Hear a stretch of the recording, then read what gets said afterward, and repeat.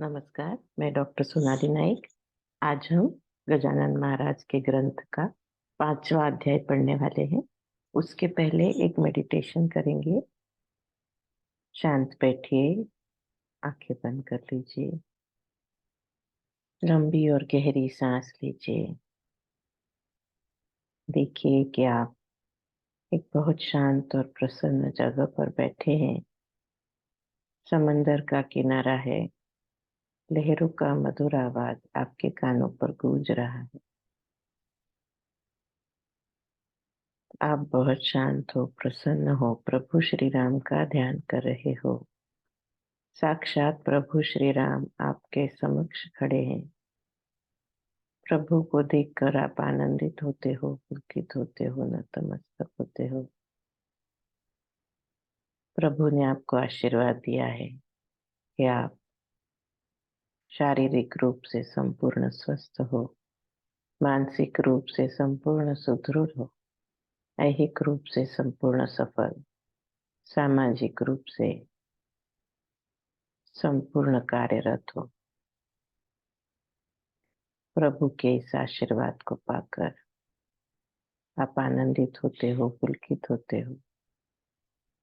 प्रभु की शक्ति का कवच आपके इर्द गिर्द सदैव रहता है।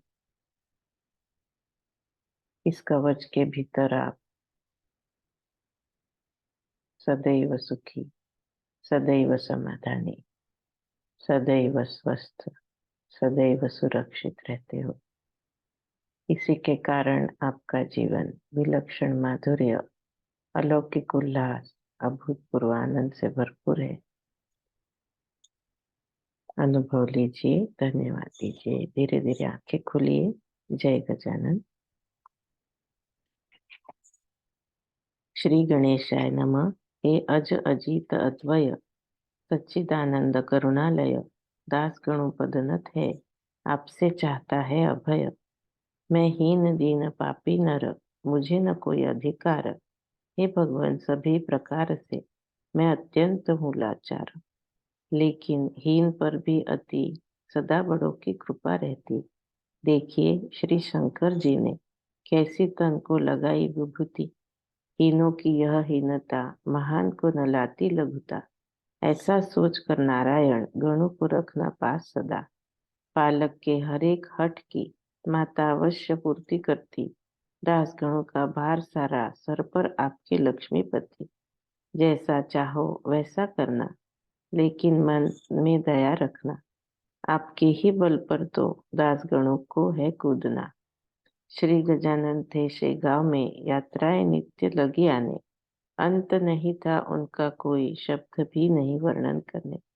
महिमा उनकी बढ़ रही थी, पर उन्हें चाहिए शांति थी। अतः उन्होंने जंगलों में घूमने की युक्ति की।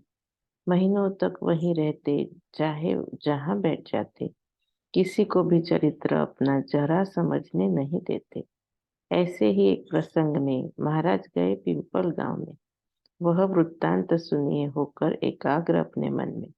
पिंपल गांव की सीमा पर एक जंगल के अंदर बहुत पुराना हेमाडपंथी स्वरूप का था शिव का मंदिर। महाराज वहां चले गए, अंतर्भाग में पहुंच गए। शिव जी के आगे पद्मासन लगाकर बैठ गए।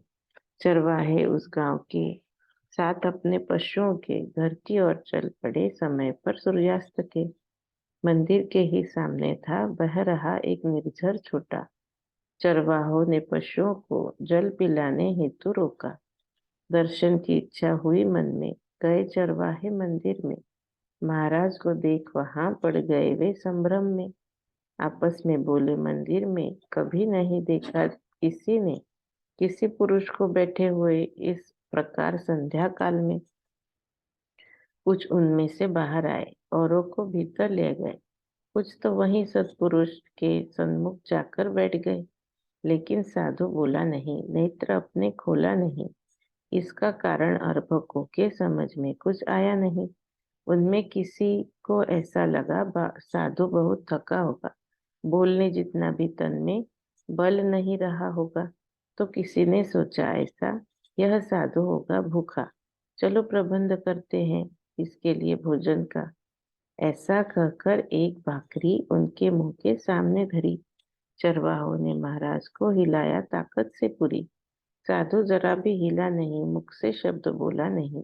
इस आश्चर्य का कारण कोई समझ पाया नहीं। चर्चा ऐसी हुई सबकी, अवस्था क्या समझे इसकी। कैसे इसको माने मृत भी, आसनस्थ तो है स्थिति। शरीर भी तो ठंडा नहीं, हाथ को गर्मी लग रही। जीवित ही है यह साधु, इसमें जरा संदेह नहीं। कोई बोले होगा भूत दिखा रहा, मायावी रूप। शिवजी से डरते हैं भूत, वचन किसी ने किए उद्भुत। कोई बोले ये स्वर्ग का भगवान भी हो सकते। दर्शन उनके हमें मिले हो, भाग्य है हम सबके। मिलकर अब सारे जन इसका करेंगे हम पूजन। झरने से इसके स्नान को चलो ले आते हैं जीवन। आए बालक झरने पर, खप्पर में ले आए जल। भक्ति भाव से अर्पण किया महाराज के चरणों पर। कोई वन्य पुष्प ले आए, हार उसका तैयार किए। चरवाहों ने महाराज के कंठ में वे पहना दिए। प्याज और भाकरी किसी ने महाराज के रखी सामने। नैवेद्य की भावना से बरगद के एक पत्र में चरवाहों ने नमन किए, आदर से मन भर गया। महाराज के पास बैठकर सबने भजन गायन किया, आनंद ले रहे थे सब। एक चरवाहा बोला तब, शीघ्र चलना गाँव अपने, देर बहुत हो गई है अब। अस्त हो गया दिनकर, हम पशुओं को लेकर जंगल से नहीं लौटे तो सब चिंता रहे होंगे कर। संभवतः वे हम सबको ढूंढने पहुंचेंगे वन को। बछड़ों ने भी रंभाना शुरू किया होगा घर को। इस साधु का वृत्तांत गांव में कहेंगे साध्यंत। अपने बड़े बुजुर्गों को समझेगी सब हकीकत। इस पर सब राजी हुए, चरवाहे निकल गए, मंदिर का समाचार बताने में जुट गए। अगले प्रातः काल में चरवाहों के साथ में गांव के लोग जा पहुंचे दर्शन समर्थ के करने। वैसा ही आज है बेटा, जैसा कल था देखा। भाकरी प्याज का नैवेद्य वैसा का वैसा ही रखा। ग्रामवासी लगे कहने, आज इस शिव मंदिर में कोई महान योगी पुरुष आया है शिव दर्शन करने। अन्य कोई ऐसा कहे, शिवजी लिंग से बाहर आए, हमको दर्शन देने हेतु इन्हें गांव ले जाया जाए। इनकी समाधि टूटेगी तब मुख से वाणी निकलेगी। तब तक इन्हें कष्ट न हो, व्यवस्था यह करनी होगी। 12 वर्ष रहे स्थिर बंगाल देश में जालंधर। अति गहन समाधि में इसकी सभी को है खबर। भूतो न भविष्य की हुई। एक पालकी बुलाई गई, इसमें गजानन महाराज की दिव्य मूर्ति रखी गई। ग्राम के सभी नारी नर चलने लगे साथ होकर। शोभा यात्रा के अग्र में वाद्यों का चल रहा गजर। नाना पुष्प तुलसी दल, लोग चढ़ा रहे गुलाल। इस तरह महाराज का शरीर हो गया लाली लाल। घंटे घड़ियाल बज रहे, लोग भजन कर रहे, जय जय योगीराज मूर्ति उच्च स्वर में बोल रहे। शोभा यात्रा आई गांव में, मारुति के मंदिर में। महाराज को पीढ़े पर एक मिलकर बिठाया सबने। वह दिन भी वैसा ही गया, लोगों ने फिर विचार किया, उपोषित रह इसके सन्मुख भजन ही जाए किया। इधर ऐसी चर्चा हुई, उधर समाधि उतर गई। महाराज की दिव्य मूर्ति देहभान पर आ गई। क्या पूछना फिर, यह देख आनंदित था भक्त हरेक। श्री चरणों पर हर कोई माथा अपना रहा था टेक। नैवेद्य सारे आए कितने, थाल परोसे गए कितने। मारुति मंदिर में सबने प्रसाद भी चढ़ाए कितने। महाराज ने किया तत्काल नैवेद्यों का स्वीकार। गांव भर में फैल गया शीघ्र गति से समाचार। अगले मंगलवार को क्रय विक्रय करने को पिंपल गांव वासी पहुंचे शेगांव के बाजार को। वे कहने लगे प्रेम से लोगों को, शेगांव के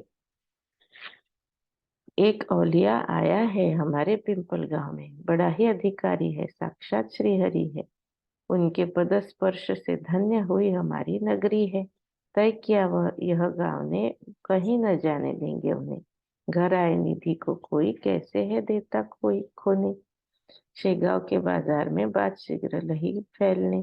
तब समाचार सुना भाविक बंकटलाल ने।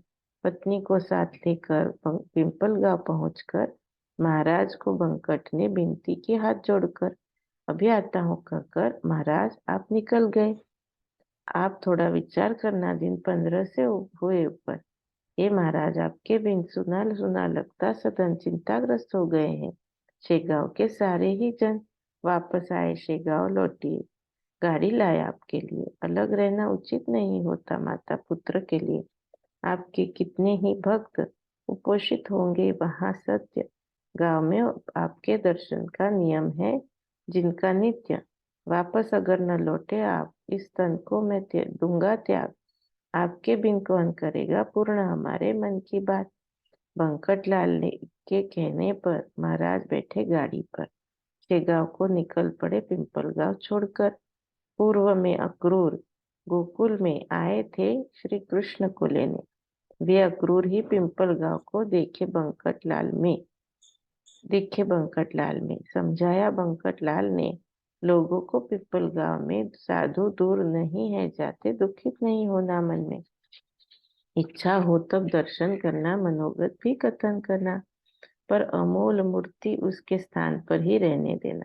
अधिकतर पिंपल गांव का बंकट साहूकार था। साहस न हुआ किसी का उसके मनोभंग का। अपने आप को कर संयत, पिंपल गांव बैठा स्वस्थ। महाराज गाड़ी में बैठ शेगांव को हुए मार्गस्थ। चलते हुए ही मार्ग में बंकट को कहा समर्थ ने, पराई चीज बलात् छीना, अजब रीत पाली है तूने। तेरे घर पर आने में मैं तो डरता हूँ मन में, क्योंकि रीति व रिवाज वहाँ ठीक नहीं, यह देखा मैंने। लक्ष्मी जो लोक माता महाविष्णु की है कांता, उसे ही कैद किया तूने, जिसकी है अगाध सत्ता।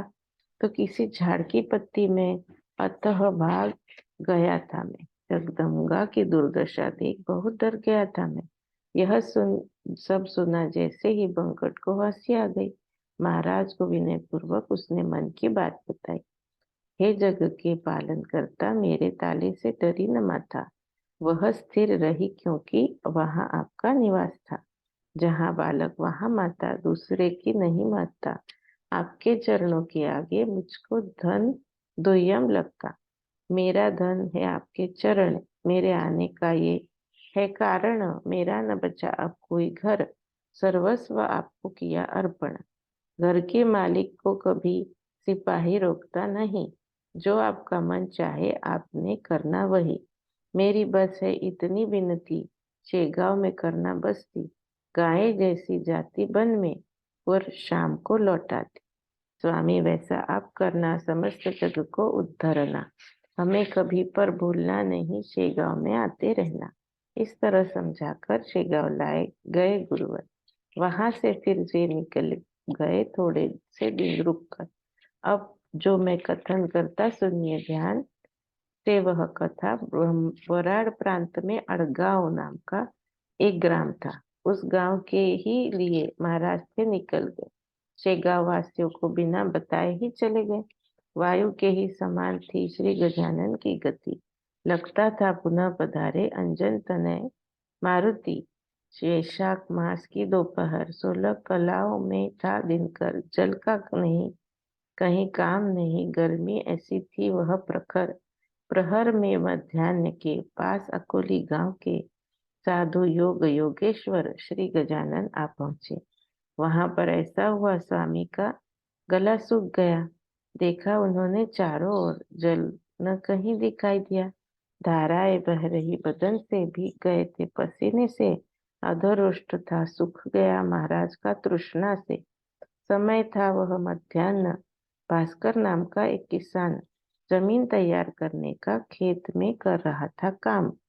सारे जग का अन्नदाता यह किसान ही तो रहता, अतः सबसे बढ़कर ही रहती है इसकी महत्ता। ऐसी तो है महान स्थिति पर यातना सहनी पड़ती। बेचारों को धूप प्यास आदि परेशानियां रहती। जल से हुआ वंचित था परिसर पूरा अकोली का। घी एक बार मिल भी जाए पर था अभाव पानी का। स्वयं की प्यास बुझाने भास्कर अपने खेत में जल लेकर आया गया मिट्टी के गागर में।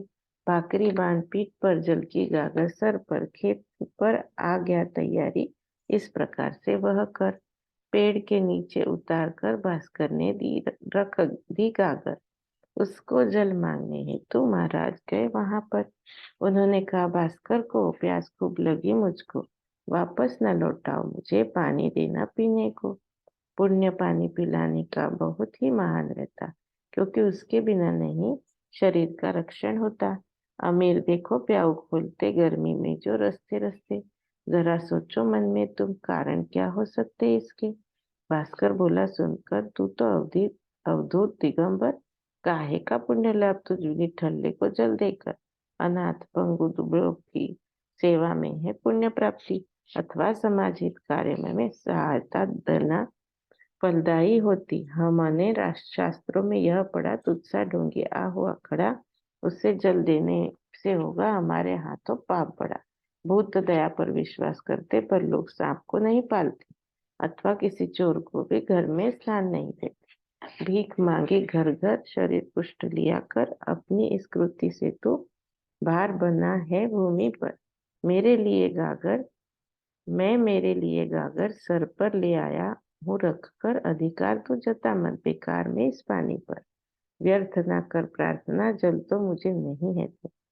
चांडाल काला मुंह लेकर यहाँ से शीघ्र निकल लेना। निठल्ले लोग तेरे जैसे हर कहीं जन्मे है जग में, अतः हो गए अभागी है हम चारों खंडों में। महाराज ने किया श्रवण यह भास्कर का वचन, और निकल गए वहां से थोड़ा कर हास्य बदन।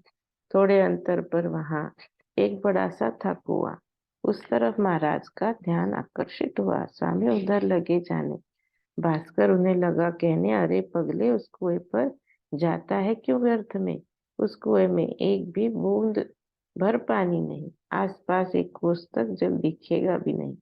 समर्थ ने किया भाषण, सत्य है तुम्हारे वचन, कोशिश करता हूँ यद्यपि उसमें जरा भी है न जीवन। तुम्हारे जैसे बुद्धिमान जल बिन होते हैं हैरान, इतना सब देख कर भी अगर बना रहूं अनजान, तो समाज हित के लिए मैंने भी क्या कार्य किए। सहायता करते जगतपति निस्वार्थ कार्य के लिए, आ गए वे कुएं के पास, बूंद भी की भी दिखी न आज। निराश होकर बैठ गए एक पत्थर पर पेड़ के पास। ध्यान किया बंद कर नयन, नारायण का किया स्मरण, दीनोद्धारक जगत गुरु सच्चिदानंद जो है दया घन। समर्थ बोले, हे देवाधिदेव, हे वामन, हे वासुदेव, हे विठ्ठल, हे नरहरि, प्रद्युम्न रघुपति राघव। हे देव, जन अकोली के त्रस्त हुए हैं बिन पानी के, गीलापन भी रहा नहीं तले में एक भी कुएं के। मानवी यत्न थके सारे, प्रार्थना आपको हे मुरारे, प्रसन्न होकर भर देना जल स्रोत कुएं के सारे। आप चमत्कार दिखाते हो, असंभव को संभव करते हो, जलती भट्टी में बिल्ली के बच्चों का रक्षण करते हो। भक्त प्रहलाद के लिए स्तंभ में आप प्रकट हुए, वैश्वानर बन 12 गांव गोकुल में भक्षण किए। हे वासुदेव, हे मुरारी, कर नखाग्र से थामा गिरी, जगत त्रय में कौन कर सके आपके कृपा की बराबरी।